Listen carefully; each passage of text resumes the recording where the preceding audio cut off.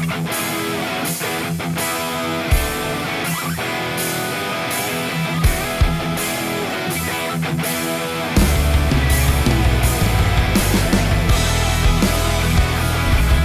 up, guys? Mark here with another Gaming with the Guys podcast, and as always, accompanied by my co-host, Kyle. And today we have a special edition, Marc Madness podcast, with our special guest, Lento. How are you doing today, Josh? Oh, I'm just living the dream. I tell you what, when I got the call from my agent, who's my mom, and she told me the Broforce boys wanted me to come on the podcast, I just stopped everything what I was doing, cleared my schedule. Actually had tea time with Bono and Johnny Manziel that I had to cancel.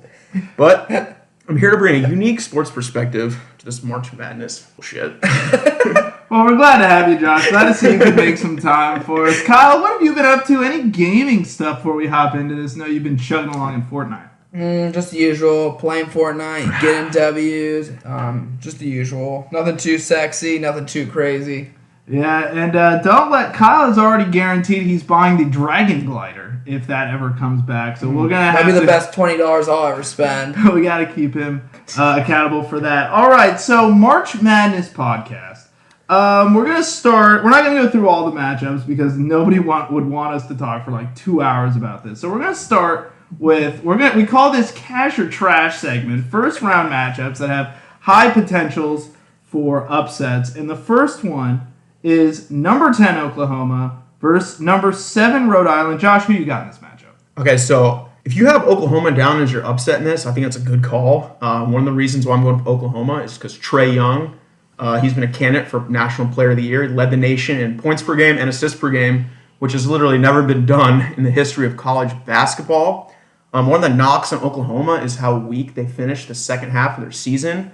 That was mainly all Big 12 games, though. University of Rhode Island, of course, not in the Big 12. They're a mid-major school. So I'm taking the Power 5 school, Oklahoma, and Trae Young in that one. Kyle, your thoughts on this? Well, seeing that Oklahoma has been trash at the end of the season, they haven't won a single road game since the start of the new year. I'm going to have to go with Rhode Island on this one. I think this upset is total trash, Mark. I couldn't agree more with you, Kyle. Blake Griffin ain't coming out of those rafters on this one. Look, guys, it's fact. I'm taking Rhode Island, 2.5 points. Book it there. Next matchup, we got number 10 Texas versus number 7 Nevada. Josh, what are we thinking on this one? I'm going with Nevada on this one. Nevada is a big, strong team. They're lengthy. They could guard you multiple ends of the floor. And I have nothing to say about Nevada. They're the Wolfpack. They hunt in packs, and they're going to kill those Longhorns in packs. So that upsets cash money. Kyle, thoughts? Okay, first off, I think we're mixing up what cash and trash is. Nevada is... Oh, Nevada's the higher 7, seed, yeah. So Yeah, that's a trash upset, man. And honestly, I'm not going to spend too much time on this because I don't think Texas is going to make it very far in the bracket. But I do think this upset is cash, baby. With the head coach from VCU, he knows how to coach. He knows how to make it to the Final Four. I'm saying Texas will win this, but then they'll immediately get eliminated the second round. Shaka Smart, by the way. Yeah, look, 2 names for you. We got Kevin Durant and we got TJ Ford here. Look, you got to trust the lineage on this one. No doubt about it. Give me number 10 Texas all day. All right, for the number 3, we're looking at number 10 Providence versus number 7 Texas A&M. I know Josh has some opinions on this one. Okay, so I think this is a cash upset. I'm getting it right this time. So I got the number 10 Providence Friars or that 7 seed Texas A&M. Don't have too much to say about Providence. I saw them play against Villanova, I believe, in their the Big East Championship game, and they put up a good fight. They're a good team. They have senior guards that could score, and they could also defend. I have seen a lot of A&M based on them being the SEC, along with my Kentucky Wildcats, and I wasn't impressed. Kyle. Honestly, I have done 0 to no same thing. I'm Texas A&M. I'm trusting the committee on this one. I think that upset is trash. Yeah, the Friars have a couple gruesome losses to teams like Minnesota, UMass, and DePaul. So you got to think, but they beat your boys Xavier from the hometown state, Ohio here. So look, I'm cashing in on this one. Take me to the bank. I'll take Providence. Moving along, we got another one. We got Loyola versus number 6 Miami. Fire away, Josh. Okay, so I had a lot of inner turmoil with this one. I'm saying that's a trash upset. Initially, I had Loyola that were going to win their first round matchup. Couldn't tell you the name of a single player in their team, but I did watch them in the Missouri Valley Championship game against Illinois State. And on their team, they have the player of the year, they have the conference player of the year, they have the conference defensive player of the year, and they also have the conference freshman of the year. But the one thing that stood out to me are the influx of white guys they have. And that Miami team has a lot of NBA talent. They got Bruce Brown and Lonnie Walker, who are both guards that are probably going to be lottery picks. Kyle. I don't even know. Where are they on my bracket? South region, dude. 6'11" South region. Okay. I'm going Miami. Honestly, I'm trusting the committee on this one. Yeah. Wow. Kyle, absolutely riveting. I've got Loyola in the Elite Eight, so this is an easy choice for me. Look, the Ramblers have two critical things going for them. One is solid defense. Florida, who I also have in my Elite Eight, kept them to 59 points. That's huge. And another thing, consistently a great shooting basketball team. Look, you can't tell me those Miami boys aren't looking ahead thinking, hey, I got a payday in the NBA coming up. Give me Loyola. This is what they play for. This is their life. That's an Elite Eight look. So yeah, boom, baby. All right, now we got another. So we're going to keep moving here. And now this one, tried and true to our boy Josh's heart. We got number 12, Davidson versus number 5, Kentucky. Josh, how's Kentucky going to win this game? First off, that's a trash upset. Kentucky has length. They got the NBA talent, and Coach Cal always has the Cats playing real well in March. And Davidson wasn't really an impressive team all year. They just happened to, get hot right there in the conference tournament to get that automatic bid. Kyle. I'm going trash, baby. Davidson, no Steph Curry. They're not making it far. I'm going Kentucky. They play great every year in the tournament. I mean, I pretty much got Kentucky going all the way to the Sweet 16. Yeah, for the first time, all podcasts, we're all going to agree. Kentucky, too much talent for Davidson to handle. I don't know anyone on Davidson's team, so whammo blammo, that's easy. We all go Kentucky. And their mascot's a cat. And it is a cat, yes. Now we're going to go number 11, San Diego State versus number 6, Houston. This is the West region. Josh, thoughts? Houston's a sneaky team out there in the American Athletic Conference. They lost to Cincinnati in the championship game on a last-second turnover. Don't know a whole lot about either of those two teams, but Houston's ranked in the top 25. I'm going with the Cougs. That's a trash upset. Kyle. Trash. Two trashes, and I don't agree with you guys. Sorry, but look, the Aztecs they don't do anything incredibly well, which I grasp. I mean, Kawhi Leonard, too. Yeah, but they come together as a team, and they play team ball. And, Houston, those Cougar doggies, I don't think they're going to be able to handle it. I'm cashing in. Let's go. I've only done cash or trash, now I'm thinking about on 3 of these matchups. But cash. San Diego State. Plus, for our Uncle Glenn, that's a shout-out to you. All right, moving on. Midwest, number 12, New Mexico State versus number 5, Clemson. Josh, hit us with it. Okay, this upset is cash. New Mexico's a top 5 rebounding team in the nation. Clemson lacks some size down low, so I'm taking the New Mexico State Aggies in that one. Kyle. I'm going Clemson. I think there's just a great squad this year, and there's no way they're going to lose to New Mexico State. Not so fast, my friends. Look, guys, no one talks about it, but the Aggies are 6th nationally in opponent-effective field goal percentage. And if there's one thing you can count on, it is that stat. Take it to the bank. Cash money. New Mexico State. Give me them Aggies, baby. All right. Our last look will be number 12, Murray State versus number 5, West Virginia. Josh, what do you think? Can this happen? I think that's trash. I believe in Bob Huggins, Huggy Bear, and I believe in Press Virginia. I think that defense and that senior leadership is going to be too much for Murray State. Kyle. Cash. Nice. Look, that was huge. I was on the fence there, but Kyle's argument really pushed me. No, I got to go West Virginia here. Bob Huggins got this team all riled up. That press is very tough to defend against, or very tough to prepare for. So, that's West Virginia. That is a trash upset. All right. So now we're going to jump right into our Final Fours. We'll start with our Elite Eights. We'll go around here. Josh, lead us off. Okay, so I'm going to start off in the South region. I got UVA, so the Virginia Cavaliers against the Tennessee Volunteers. I'm going to go ahead and take the Virginia Cavaliers at this one. A lot of people that don't watch Virginia play like to say they're a real boring team, but they have a very efficient defense and they could score the ball. So I'm going to go Virginia to advance to my Final Four. Kyle, who do you got from the South region? I have Arizona and Cincinnati. The reason why I chose Arizona is because I actually think the committee made a mistake. I feel like they're holding the whole scandal against Arizona, and actually Arizona is a 1 or 2 seed team. So I have them going all the way to the Elite Eight. Actually, I got them playing in the finals too. Okay, wow. Yeah, Zona, very good team. I like what you guys are both saying here. And that's why you got to have Virginia versus Loyola in this situation. I mean, look, Loyola comes together as a team this tournament. Everyone's talking about them. They ride the wave, that 11th seed. Unfortunately, the dream has to end with Virginia, though. Too much defense. Virginia riding high off beating that good, very talented Zona team. And then I also have Virginia advancing to the Final Four. Josh, who do you got in the West? Okay, in the West, I got Gonzaga facing off against Michigan. I'm going to go with Gonzaga on this one.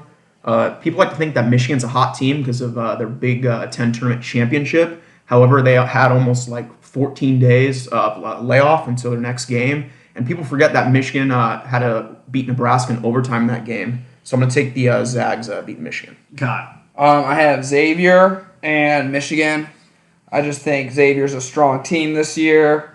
And I don't know. It was a toss-up for me between Michigan and North Carolina, but I just feel like Michigan's hot right now, so they'll make it. Yeah, good points. I'm also at Zags. I'm Zags, North Carolina. It's something a little different, but it seems like everyone gets the generals is. I just think that North Carolina can beat Michigan in that Sweet 16 game. And then I think the Zags running hot. They made the finals last year. Keep chugging along, and then they make it to my Final Four. All right, Josh, let's pop up into that East bracket. Who you got? Okay, so I got the number 1 seed Villanova facing off against the Purdue Boilermakers. Villanova is the top scoring team in the nation. They won the championship 2 years ago, so they have that championship pedigree. They also got the Killer Bees and Brunson and Bridges. Purdue has the Edwards brothers at guard, and they also got big man Haas down low, but I'm taking the Villanova Wildcats and their handsome coach, Jay Wright. Kyle, who you got in the East? Villanova, Purdue, same thing as Josh, same exact opinion. Yep. Look, I've got Villanova, but then a team I think that is criminally underrated, Florida. You know, that team, they're going to get hot. They're going to win that first game and then just travel all the way through. Then they're going to run into that just absolute brick wall of Villanova. And then Villanova is going to advance in the East. All right, guys. Final bracket here, final section or area, the Midwest. Josh, who are we looking at? Okay, so I got a matchup with the Kansas Jayhawks, and I also have the Michigan State Spartans. I'm taking tournament time Tom Izzo and the Spartans to beat the Kansas Jayhawks. They got 2 top 10 picks or potential top 10 picks in their team in Miles Bridges and Jaren Jackson, and I'm going to take them. Kyle. For me, I'm just sticking with Kansas. Strong team every year. They know how to play at the big dance. I got Kansas versus Michigan State, and Kansas winning that game. Now, I've got Kansas, and then I got Duke here, and what I don't like is I don't trust Kansas at all. Bill Self, my boy, he's making that money. He's doing his thing, but yeah, I just don't trust him. I mean, his one championship was over a Derrick Rose-led Memphis team. I don't think he gets lucky here, and Grayson Allen riding that absolute controversy coming in. He just picked up that flagrant one with that hip check. I think Duke rallies behind it and gets to the Elite Eight and then also makes it to the Final Four. All right, we'll go around. Everyone will say their champion and then any other side notes they want to add, and then we'll close it out. Josh? So we're going right to the championship. We're not doing Final Four? You can do whatever. Let's just do your Final Four and then talk real quick. Okay, so my my Final Four matchup on the left side of the bracket. So I got the Virginia Cavaliers winning the South region and Gonzaga winning in the West. Now, Mark Few is the experienced coach for Gonzaga. They got length. They got Killian Tilly, who's shooting, I believe, above 45% from 3. He's their center. So he's got length. He could shoot. But I'm taking the number 1 overall seed, Virginia Cavaliers, and Tony Bennett. I know I mentioned earlier in the podcast that having too many white guys isn't a good thing, but they got some white boy supremes in the Cavaliers with Kyle Guy and Ty Jerome. And they also got a redshirt freshman that little people know about named DeAndre Hunter, who's very long, athletic, and can pretty much guard all 5 positions on the floor. So I'm taking Virginia. And then on the other side, the right side, I had Villanova winning the East region. I got the Michigan State Spartans winning that Midwest region. I'm going with Michigan State, like I said before, because of that NBA talent. All right, Kyle, who you got? I have Arizona on the left side. I have Arizona and Michigan. And then I have Villanova, Kansas. And then I have Michigan beating Arizona. And I have Villanova beating Kansas. And then Villanova winning it all. Very nice. In the South, I have Virginia playing Gonzaga from the West. I have Gonzaga winning that matchup. And then I have Villanova from the East and Duke from the Midwest. And then I have Villanova advancing. So I've got a Gonzaga-Villanova championship. And then I'm going to take Villanova. Too much talent, too much tournament experience. Give me them all day. Okay, I got to hit on my championship. So I have Virginia facing against Michigan State. I got the Michigan State Spartans winning. I trust in Miles Bridges. I trust in Jaren Jackson. I trust in Tom Izzo. I also think they're a team with something to prove, especially if all those allegations with the touchy-feely doctor they have. All right, I have just quick curiosity from everyone at this table right now. Obviously, you guys have Gonzaga going all the way to, the Final Four for you guys? Yep. Yes. So you guys have Ohio State losing second round. What do you think the chances are? Is there any chance you guys think that Ohio State could beat Gonzaga? So I think for us Ohio State fans, you got to be a little worried even about that first round matchup against South Dakota State. That 12-5 matchup is an upset that happens, I believe it's happened every year recently. One of the reasons why I have Gonzaga beating Ohio State is because one of the teams that they had trouble with this year was Penn State. Penn State beat them 3 times, and Gonzaga plays a similar style of basketball as Penn State, except they have better players. Mm-hmm. Yeah, unless Michael Redd and Scooney Penn come out of nowhere, the ghosts of Christmas past, but in March. Look, it's not happening for Ohio State. Whether it's the first or second round, I'd love to believe it, but you got to take the rational thought here, and it's just no thanks. I have Ohio State beating them. And I don't want to say anything. I don't want to piss people off. I probably got a lot of homeboys with me on this one. I have experience at winning these brackets, guys. I won last year's bracket. I had a 100-person pool bracket. You can look up the stats. I don't know where you guys finished, but it's just I have a feeling Ohio State is gonna at least go to the Sweet 16 and then probably lose to Xavier. Yeah, that's a hot take from Kyle there. He's always full of them. So before we head off, we'd like to thank Josh. Josh, any parting words before you move as we close out the podcast? I guess the one thing I have to say is thanks for having me today for the podcast. And for all 10 of you listeners out there, if you want to be successful in your bracket this year, I would not listen to a single word we just said. Hard to argue those facts. Kyle, any last words? Just a quick heads up. If you guys are still listening and didn't understand anything we all said, I'm going to put all of our Elite Eight, Final Four, and Championship games in the description of this podcast, so you can just scroll down there and check them out. That's such a weird shirt. All right, yeah, and so thank you, Josh, for coming on today, our first guest. That always, we're making progress, and again, that's always nice. So, as always, making progress, baby. The transition kings over here. Yeah, still working on the transitions. And Josh, we always end our podcast the same way with all of our podcasts. So, yeah.